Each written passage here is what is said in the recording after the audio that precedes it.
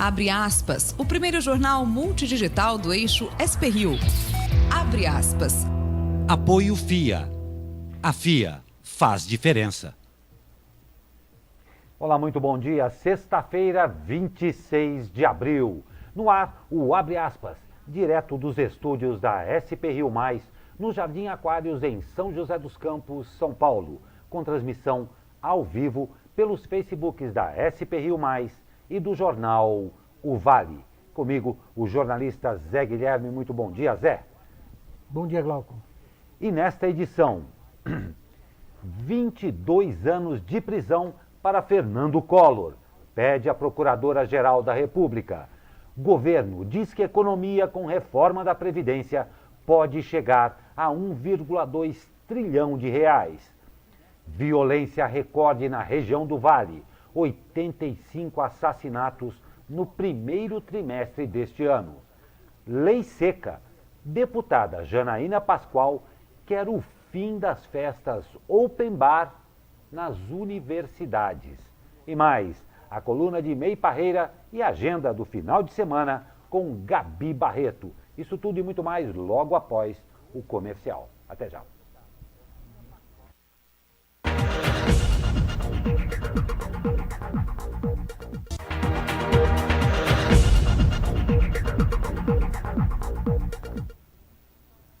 E o novo número, divulgado pelo Ministério da Economia, após apresentar detalhadamente o impacto da proposta, prevê que a reforma da Previdência pode gerar uma economia de 1,2 trilhão de reais em 10 anos. Mas, de acordo com o presidente Jair Bolsonaro, o ministro Paulo Guedes aceita até o limite de 800 bilhões em economia com a reforma. A afirmação foi feita durante um café da manhã com jornalistas. Abre aspas. Uma economia abaixo de 1 trilhão de reais, nós vamos ficar como a Argentina. Uma economia abaixo de 1 trilhão de reais, nós vamos ficar como a Argentina. O Paulo Guedes diz que o limite é de 800 bilhões, disse o presidente. Bolsonaro ainda definiu o placar da aprovação da reforma da CCJ como uma surpresa positiva, mas se queixou sobre o mercado ainda ver incerteza mesmo depois da aprovação do texto na comissão. Não é só uma questão da reforma da Previdência. O mercado está agindo também por essa confusão política criada pelo próprio presidente Bolsonaro, sabe? Essas ingerências dos filhos, né? Essa falta de outras pautas do país. Isso gera uma insegurança coletiva no mercado. A incerteza é geral, não é só necessariamente em relação à reforma. E a instabilidade acaba se configurando em todos os segmentos e setores. E a Procuradora-Geral da República, Raquel Dodge, pediu ao Supremo Tribunal Federal a condenação do senador Fernando Collor de Mello pelos crimes de corrupção passiva e lavagem de dinheiro. Há uma pena de 22 anos e 8 meses de prisão. Conforme matéria do portal G1, Collor é réu pelos 2 crimes, acusado de receber mais de 30 milhões em propina por negócios da BR Distribuidora, subsidiária da Petrobras na venda de combustíveis. Segundo a denúncia da Procuradoria-Geral da República, ele pediu e recebeu o dinheiro entre 2010 e 2014 em 3 negócios envolvendo a subsidiária, que tinha 2 diretores indicados pelo senador. Dodge também pediu que Collor e outros acusados que respondem ao processo paguem juntos uma reparação de 59,9 milhões aos cofres públicos, o dobro do valor supostamente recebido em propina. A defesa de Collor afirma que a denúncia não traz provas concretas de que o senador recebeu o dinheiro de propina.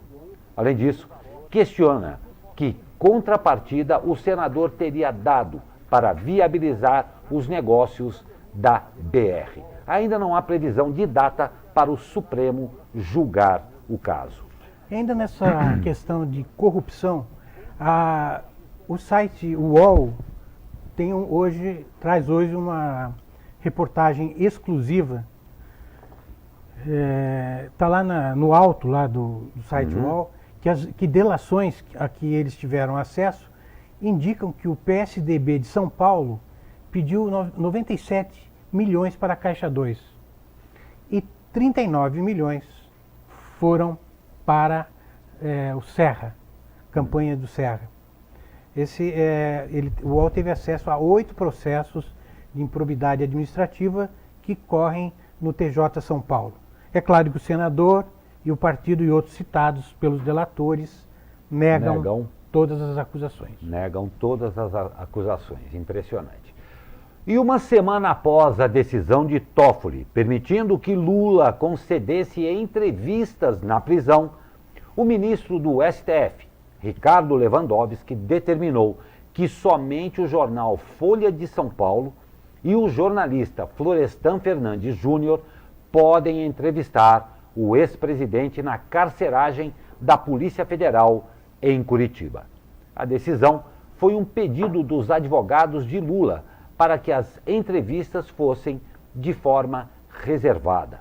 O jornal Folha de São Paulo deve realizar a entrevista ainda hoje. Deve ser esclarecido, né, que, na verdade, a polícia tinha determinado que outros jornalistas participassem dessas entrevistas, né? Certo. Quer dizer, essa é uma notícia que vem depois dessa decisão da PF, quer dizer, rebate a decisão da PF. A PF queria liberar mais jornalistas para que eles acompanhassem a entrevista, né? E agora o Supremo diz que não, as entrevistas são exclusivas. É impressionante como cada área distinta quer se intrometer nas questões de outros, né? Quer dizer, a polícia quer interferir numa coisa que é praxe, que é a entrevista exclusiva. A entrevista exclusiva foi pedida por alguns órgãos, então eles vão fazer a entrevista. Não vai ser um picadeiro em cima da entrevista. É um diz e desdiz e todo mundo se metendo, um no campo do outro. Complicado. O ministro da Justiça e Segurança Pública, Sérgio Moro, espera que a proposta de execução provisória da condenação criminal após o julgamento em segunda instância seja aprovado pelo Congresso Nacional ainda esse ano. Abre aspas. Eu tenho grande fé de que a aprovação deve acontecer durante esse ano e, em uma das casas, ainda neste semestre, disse Moro. O projeto de lei anticrime pretende reduzir os crimes violentos de corrupção ou praticados por integrantes de facções criminosas.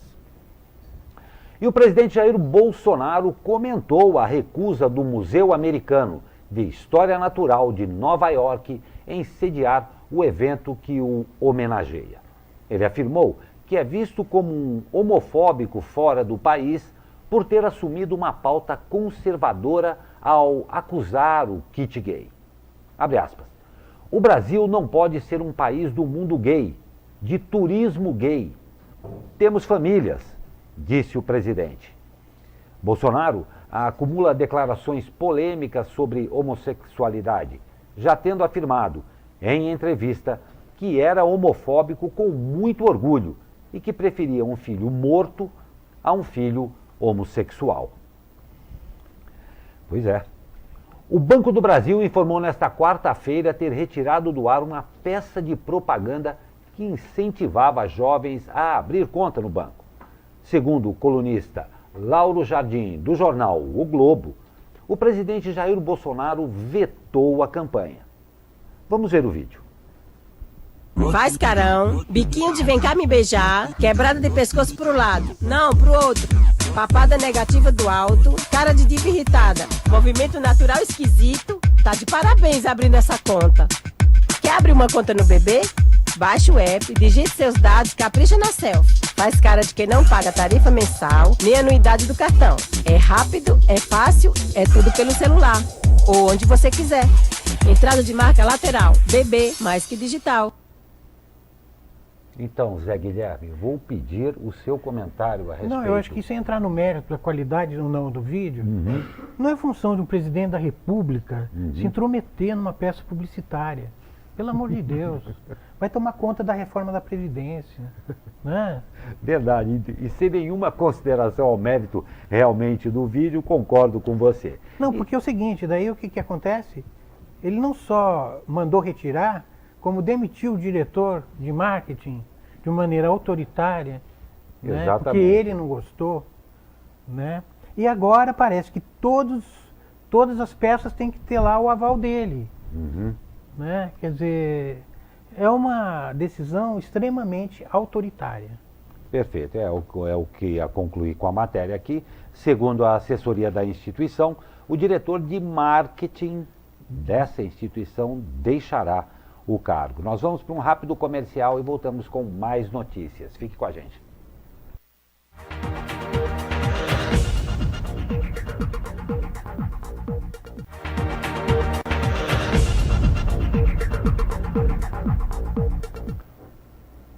Talvez o dia mais esperado da semana, a poderosa sexta-feira. E é claro, a gente quer saber como é que vai ficar o tempo. Fala, meu amigo Caio Souza, muito bom dia! Fala, Glauco Turzi, muito bom dia. A sexta-feira vai ser bem quente e abafada, né? Mais uma vez aqui na nossa região. Nós vamos ter um dia de céu parcialmente nublado, com alguns períodos de nebulosidade maior. E quando o sol estiver presente, né, ele vai fazer com que as temperaturas se elevem bastante mais uma vez. A máxima prevista na região do Vale do Paraíba é de 30 graus. Na capital paulista ficaremos com 28, no litoral norte 31 e na Serra da Mantiqueira 24 graus.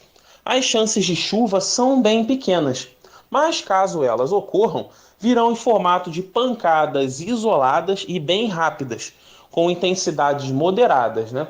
E já que finalmente chegou a sexta-feira, vamos dar uma palhinha do tempo para o final de semana. Já adiantando que o sábado vai ser bem parecido com a sexta-feira. Bem quente e abafado, mas as chances de chuva no período da tarde são maiores. No domingo, a previsão é de que a gente tenha um pouco mais de nebulosidade, principalmente na parte da tarde, e as chances de chuva, aí sim, são bem maiores, né?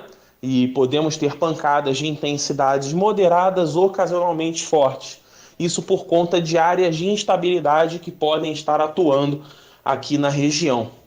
No domingo, por conta, né, da maior nebulosidade, as temperaturas máximas devem ser um pouco menores, aí, na casa de 2 graus menores do que no sábado. Mas como a umidade relativa do ar deve ficar um pouco mais alta, a sensação térmica vai ser bem elevada aí na casa dos 34, 35 graus aproximadamente de sensação térmica. Caio Souza, direto da sala de operações do Tempo Vale para o jornal Abre Aspas. Muito obrigado, Caio Souza. Um ótimo final de semana a você e a todo mundo aí da Tempo Vale. E agora uma notícia que vai causar um pouco de polêmica, porque tem quem vai amar e tem quem vai sentir muita falta. O Brasil não adotará mais o horário de verão a partir deste ano. O presidente Jair Bolsonaro assinou o decreto que extingue a medida em cerimônia no Palácio do Planalto. A decisão foi baseada em recomendação do Ministério de Minas e Energias, que apontou pouca efetividade na economia energética. E estudos na área de saúde sobre o quanto o horário de verão afeta o relógio biológico das pessoas. As conclusões foram coincidentes. O horário de pico hoje é às 15 horas e o horário de verão não economizava mais energia. Na saúde, mesmo sendo só 1 hora, mexia com o relógio biológico das pessoas, disse o presidente Jair Bolsonaro, ressaltando que não deve haver queda na produtividade dos trabalhadores nesse período. De acordo com o secretário de Energia Elétrica do MME, Ricardo Cirino, a economia de energia com o horário de verão diminuiu nos últimos anos e, neste ano, estaria perto da neutralidade. Abre aspas, na ótica do setor elétrico, deixamos de ter o benefício, afirmou. Também na Europa eles estão revendo essa questão do horário de verão, mas cada país podendo fazer o que quiser, né? Você imagina como vai ficar isso se eles não chegarem a um certo consenso, né? E mesmo no Brasil, como eu comecei a matéria aqui, tem gente que realmente idolatra o horário de verão e outros que literalmente abominam em função de não conseguir regular o tal do relógio biológico com a mudança no despertador. Isso daí vamos ver o que acontece. Um recorde negativo para a região metropolitana do Vale do Paraíba. É a matéria do editor de economia do jornal O Vale, Xandu Alves. Olá, amigos e amigas, jornal abre aspas. O Vale termina o primeiro trimestre de 2019 com 85 pessoas assassinadas. A região metropolitana do Vale do Paraíba terminou o primeiro trimestre deste ano com 85 pessoas assassinadas, recorde absoluto do interior do estado. O resultado é fruto de 80 vítimas de homicídio doloso e 5 de latrocínio, que é o roubo seguido de morte, nos 3 primeiros meses do ano, segundo dados da Secretaria de Estado da Segurança Pública. Com isso, a região metropolitana tem 27% a mais em vítimas de mortes violentas do que Campinas, que é a segunda região no ranking da violência do estado. Campinas registrou 67 pessoas assassinadas no primeiro trimestre. E o Vale ainda tem 81% acima do registro de Piracicaba, que é a terceira região mais violenta do estado, com 47 mortes. É isso, um grande abraço. Xandu Alves para o jornal Abre Aspas. Obrigado, Xandu Alves. Realmente um recorde que nós não merecíamos. Muito triste, horrível isso. 2 agentes de trânsito foram agredidos por um motorista durante fiscalização na noite de quarta-feira na zona sul de São José dos Campos. A prefeitura informou que os guardas abordaram o condutor que teria estacionado o carro de maneira indevida na Avenida Sebastião Henrique da Cunha Pontes, no Jardim Satélite. Ainda de acordo com a prefeitura, um casal estava dentro do carro no momento da abordagem. Os guardas pediram para que saíssem do local, mas o motorista se recusou. Após a aplicação da multa, o condutor teria se irritado e agredido os agentes e fugido. As vítimas acionaram o apoio da Guarda Civil Municipal e da Polícia Militar.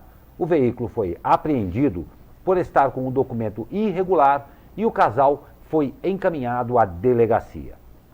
Os agentes sofreram escoriações, foram encaminhados ao pronto-socorro da Vila Industrial e liberados em seguida.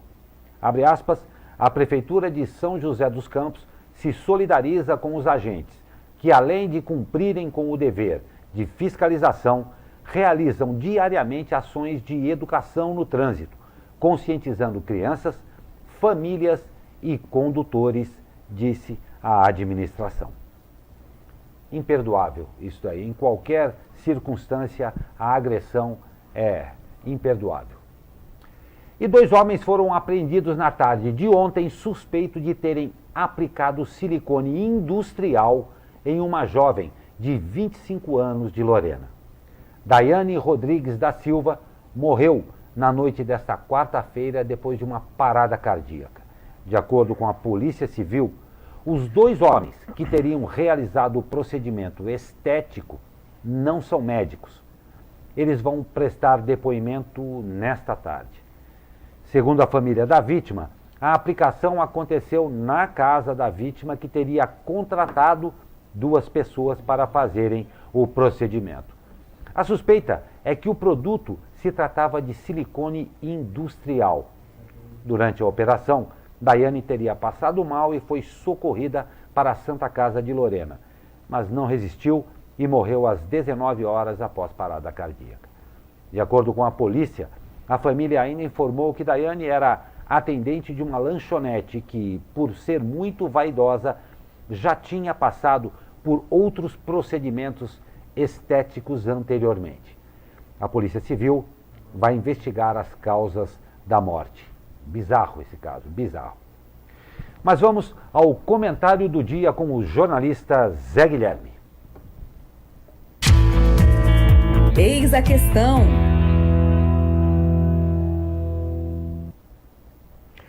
Em um momento em que o governo federal menospreza os conselhos e os desconsidera como importantes canais de representação da população, dentro de uma política oficial que se revela dia a dia mais intransigente diante do que é diferente, diante da caça às bruxas empreendida por ministros do presidente Bolsonaro, diante de tudo isso, causa muita preocupação a decisão de 3 membros do Conselho Municipal do Meio Ambiente de São José dos Campos que acabam de pedir exoneração. Os professores Wilson Cabral, do ITA, e Clécia Massi, da Unesp, além do pesquisador do INPE, Evandro Albiac, eram os únicos 3 representantes de instituições de ensino e pesquisa do COMAN, formado hoje por 34 conselheiros, 17 do Poder Público e outros 17 integrantes da sociedade civil. Em uma carta aberta à sociedade joseense, que começou a circular ontem, eles dão detalhes da impossibilidade, abre aspas, de efetiva participação técnica, democrática e cidadã, fecha aspas. Essa a fala dos ex-conselheiros. Ouvido pelo site de MEON, o presidente do COMAN, o advogado e ambientalista Lincoln Delgado, nega que haja qualquer pressão da prefeitura sobre os conselheiros. Delgado diz que as decisões são democráticas e que a saída se dá por questões políticas pessoais. Wilson Cabral, via Facebook, rebateu hoje cedo essa visão de polarização política. De qualquer maneira, quem perde com essa saída é a cidade, que tem seu Conselho de Meio Ambiente enfraquecido com a perda de pensadores e técnicos de primeira linha, muito mais que militantes, grandes estudiosos das questões ambientais. Uma coisa é certa, todos os conselhos, sem exceção, precisam funcionar sem qualquer tipo de manipulação ou imposição. Precisam funcionar com transparência, dando voz real à participação da sociedade. Chega de conselhos só para constar. Chega de conselhos só porque a legislação assim pede. E o balanço da Vigilância Epidemiológica de Taubaté mostra que o município chegou à primeira quinzena de abril com o registro de 36 casos positivos de dengue, entre os quais 3 casos do sorotipo 2, conhecido como dengue hemorrágica. No mesmo período do ano passado, foram 25 casos da doença, todos do sorotipo 1. Essa é a primeira vez que Taubaté registra casos de dengue 2. Dos 3 casos do novo sorotipo, 2 são autóctones, contraídos no próprio município, e 1 é importado. A Prefeitura de Taubaté afirmou que o controle de animais sinantrópicos, o CAS de Taubaté, mantém as estratégias de ação imediata nas regiões onde houve confirmação de casos de dengue, com bloqueios e nebulização. Até agora, Taubaté conseguiu conter o risco da proliferação de casos de dengue, mas o apoio e conscientização da população são essenciais neste momento, já que cabe às famílias o combate aos criadouros do mosquito Aedes aegypti.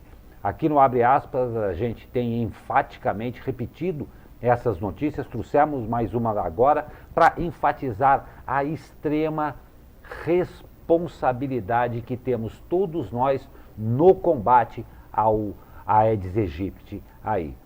Citando como exemplos, tivemos aqui o doutor Sebastião comentando, vou repetir o que o Zé Guilherme falou ontem, uma tampinha com um pouquinho de água pode virar e vai se transformar num criadouro do mosquito. Então, vamos, por favor, nos conscientizar a respeito disso. A nossa participação é vital nesse momento.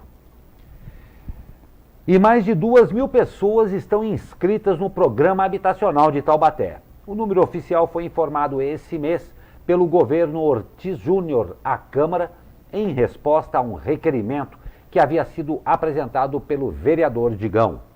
Segundo o Departamento de Habitação, hoje existem 2.093 demandados, sendo 1.751 inscritos e já aptos e 342 em um cadastro reserva. A má notícia para essas pessoas é que não há previsão para o lançamento de um novo empreendimento na cidade. Por conta disso, o departamento sequer está efetuando novas inscrições de interessados.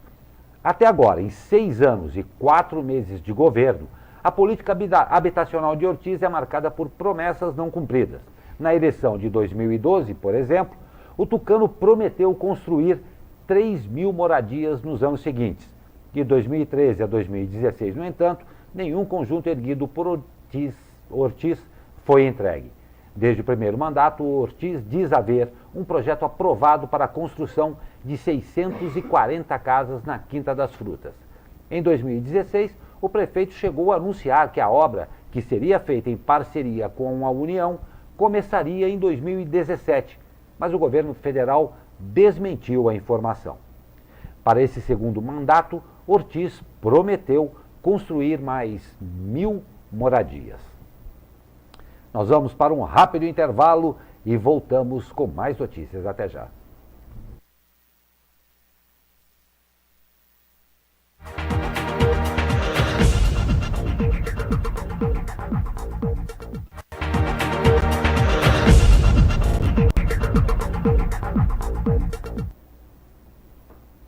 Olha essa notícia. A deputada estadual Janaína Pascoal, do PSL de São Paulo, protocolou um projeto que pretende acabar com as festas open bar em universidades de São Paulo.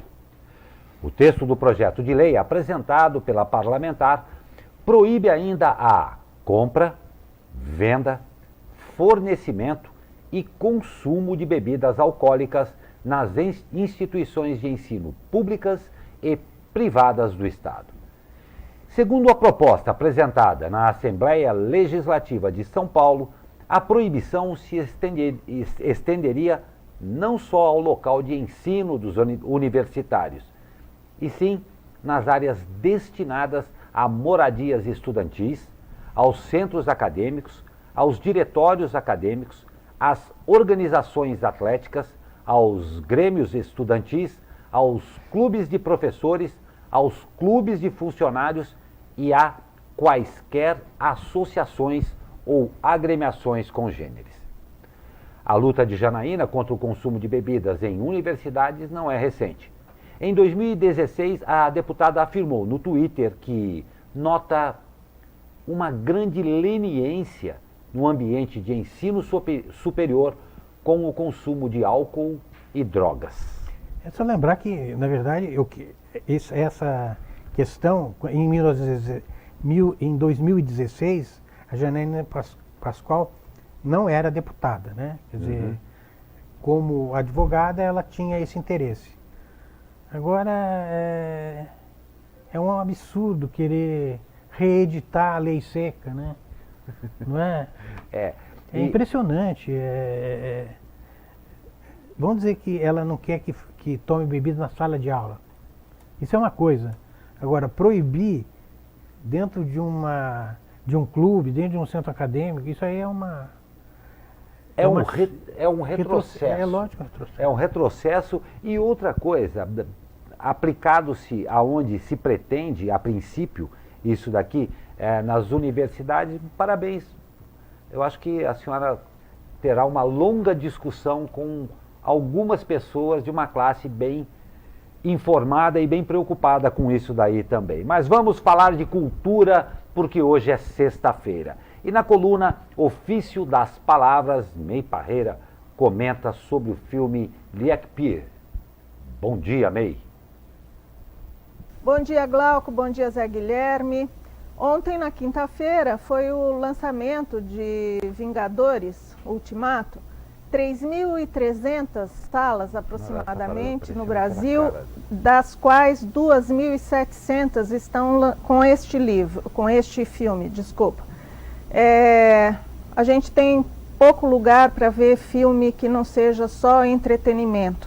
Então, eu trouxe hoje um filme que está na Netflix, o Liekpir, que seria assim o Pedro o Sortudo. A direção é do Billy August, que fez Pele o Conquistador. Lembra que ganhou a Palma de Ouro, ganhou Oscar, ganhou um monte de prêmio. Ele também fez As Melhores Intenções, baseado num roteiro do Ingmar Bergman. Bom, esse Liekpir é tirado de um livro de um dinamarquês que se chama Henrik Pontoppidan e foi publicado em 8 volumes entre 1898 e 1904. O filme tem 2 horas e pouco, 2 horas e 40 minutos, mais ou menos. É bem longo, claro, para contar toda essa saga. E é muito legal porque ele discute justamente essa questão de sorte versus felicidade. Essa palavra, lykke, em dinamarquês, tem as duas conotações, tanto de sorte quanto de felicidade. Eu acho que é um filme que vale a pena ver, vale a pena refletir, conta muito a respeito da sociedade do final do século XIX na Dinamarca, e a gente conhece tão pouco da Dinamarca, né? O filme é muito belo, cenas belíssimas, a direção é fantástica. Espero que vocês gostem. Até semana, beijo! Do May, parabéns pelo seu cenário novo, ficou muito bem mesmo, bem legal. A jovem deputada federal Tabata Amaral, do PDT de São Paulo, que se tornou celebridade depois de enfrentar o então ministro da Educação, Ricardo Vélez, irá realizar a 3ª edição do Gabinete Itinerante em São José dos Campos amanhã. Segundo o convite feito pela deputada no Facebook, o evento será uma conversa sobre ensino, empregabilidade e formação dos jovens para o mercado de trabalho. O evento acontece das 14 às 17 horas na quadra da ETEP Faculdades, ali na Avenida Rio Branco. Mais informações, para quem estiver interessado, no Facebook da deputada Tabata Amaral. E hoje é sexta-feira, tem aí o final de semana. Quem chega é ela, trazendo tudo o que vai acontecer do bom e do melhor para você. Agenda do final de semana com Gabi Barreto. Apoio Vale Sul Shopping. O último final de semana de abril traz muitas atrações, principalmente gastronômicas. Em Taubaté acontece a 30ª edição da Festa da Colônia Italiana do distrito de Quiririm.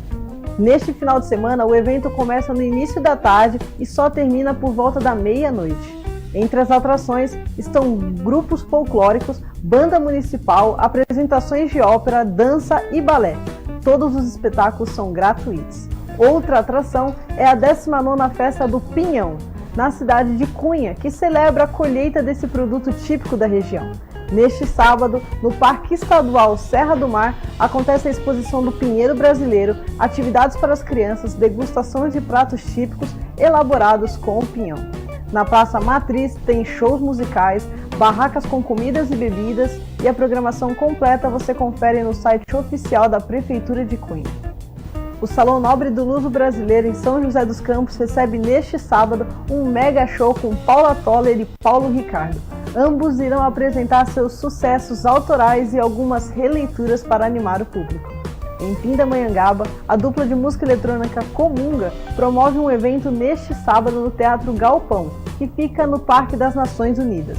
A partir das 4 horas da tarde haverá uma oficina de música eletrônica seguida de shows. Neste final de semana também tem a comemoração dos 139 anos de Monteiro Lobato. Serão diversas atividades culturais e artísticas, todas gratuitas. A agenda fica por aqui e eu desejo a todos um ótimo final de semana. Apoio Vale Sul Shopping.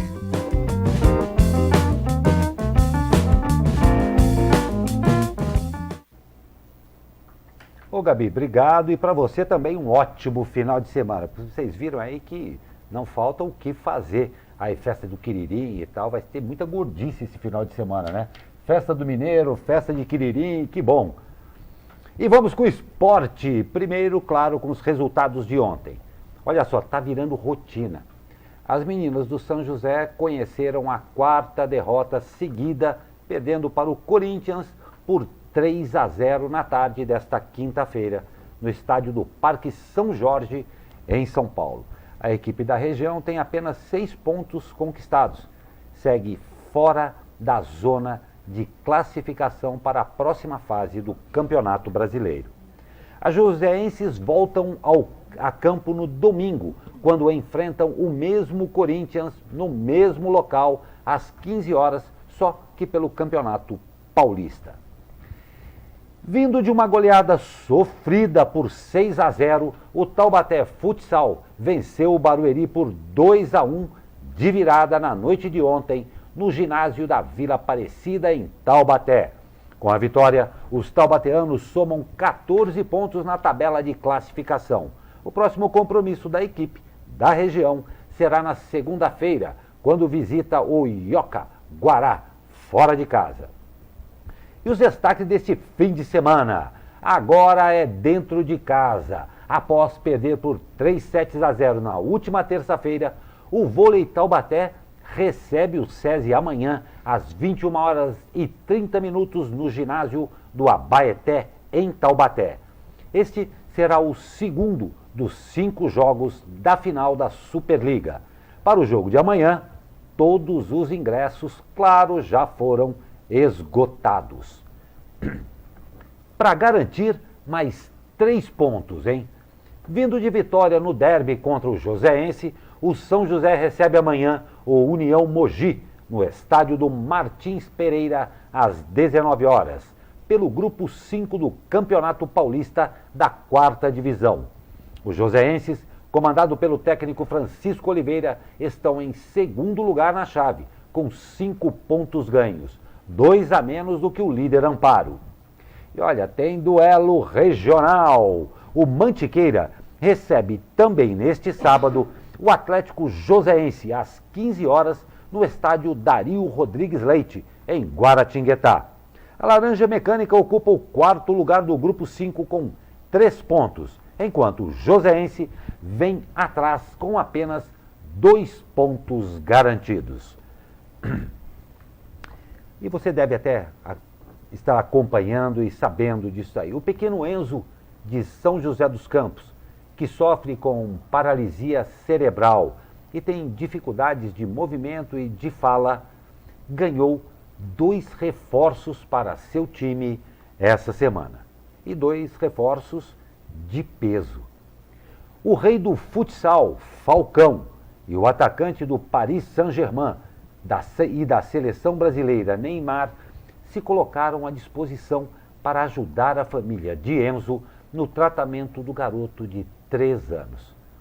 Aposentado das quadras no ano passado, Falcão esteve em São José dos Campos nos últimos dias para um evento de autógrafos e se emocionou com a história de Enzo. Ao conhecer o garoto, fez questão de dar uma camisa autografada que será colocada em leilão para ajudar nos custos do tratamento e se comprometeu a apoiar o evento de caridade que será realizado. Já com Neymar, o contato não foi direto, mas a atitude do jogador também emocionou a família de Enzo. No ano passado, em um evento em São Paulo, a mãe de Enzo, Marcela, conheceu uma das assessoras do craque, que entregou-lhe uma camisa autografada de Neymar para também ser leiloada. Em agosto, Enzo irá fazer uma nova sessão para poder continuar o tratamento. A família tem gastos de aproximadamente R$80 mil para custear os tratamentos do pequeno Enzo em sua batalha diária. E terminamos essa edição com essa notícia, lembrando que solidariedade sempre faz a diferença. Um ótimo final de semana a você, muito obrigado pela sua audiência e até segunda-feira. Abre aspas.